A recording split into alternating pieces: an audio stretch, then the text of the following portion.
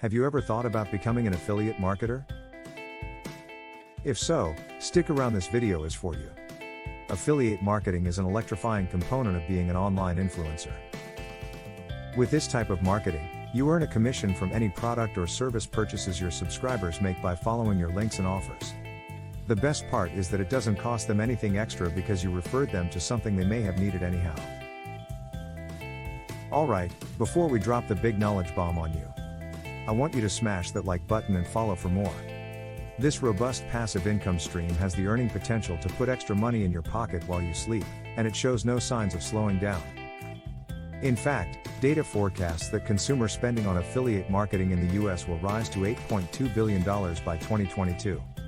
To be an affiliate marketer, you don't only need a social media following or blog to bring in new readers, you also need a partnership with the business. If you lack one or both of these elements of the verbal equation, then affiliate marketing might not be for you quite yet.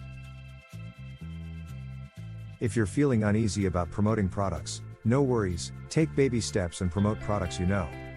You can ease into it by initially creating content for businesses and products you use yourself. By building a word-of-mouth reputation first, people will trust your opinions when you do want to promote big partnerships.